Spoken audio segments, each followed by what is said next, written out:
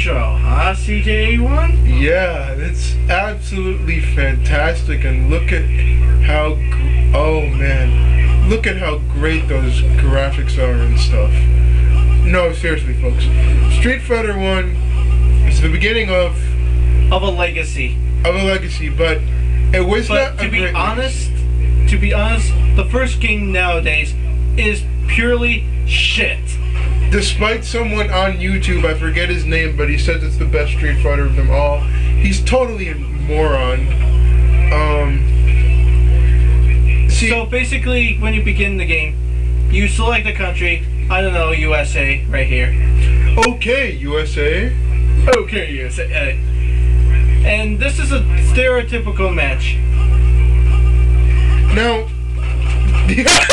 as you can see, the damage is really screwed up. Yeah. More so than Street Fighter 2. Street Fighter 2 was acceptable. That was just pretty funny right there. That was yes. One complaint I have with this game, which was corrected in several revisions later, Street Fighter 2 for example, is the special moves are so hella hard to do.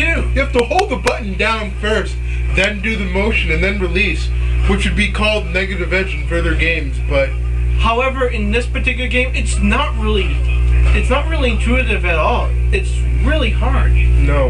Yeah, it's so don't frustrate with yourself if you can't do it. I guess something cool at the time was the fact that they had actual speech at the end of the fights.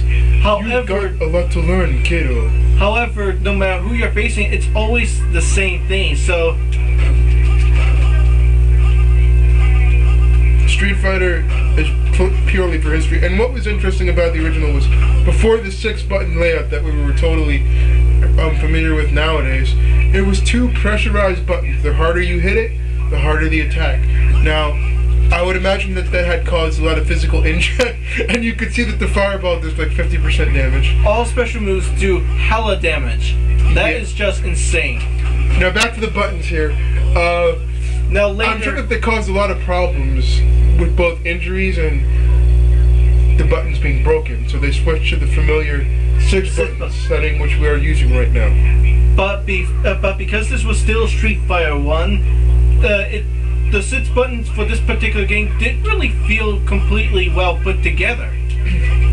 Do you agree, CJ1? Yeah, I mean, you press the buttons, there's not a lot of difference in feel to the attacks. I mean, it's not like you can create a nice poking game or a footsies game like you can in Street Fighter 2. So, and the jumps are really floaty too, as you can see, so there's not a lot of cohesion with the way the gameplay actually feels. And for the most part, the middle to high attacks of both punches and kicks are, well, pretty similar. There's really no difference. Yeah. And a big issue with this game is that it built on some things that ER Kung Fu and Karate Champ had started with the one-on-one fighting, and ER Kung Fu did have some projectiles, correct? SSG? Technically that's true, but to my recollection, I have not played the ER Kung Fu or Karate Champ right now, but only the CPU characters had access to projectile attacks in ER Kung Fu. Yeah, so this was fairly groundbreaking at the time. It pretty much brought a little bit more to the mainstream, would you say? Yes, definitely. Now, we're not gonna torture ourselves any further, so we're gonna say we're gonna have to unfortunately give Street Fighter 1 a score of 3 out of 10. I would have given it a score of 1 out of 10, but because of values that would later be improved upon, aka Street Fighter 2, it pretty much has its place in history a little bit. Yeah. So what's your score, CJ1? Historical significance maybe a 5 or a 6, but gameplay wise, 2 out of 10. I would pretty much agree with you, man.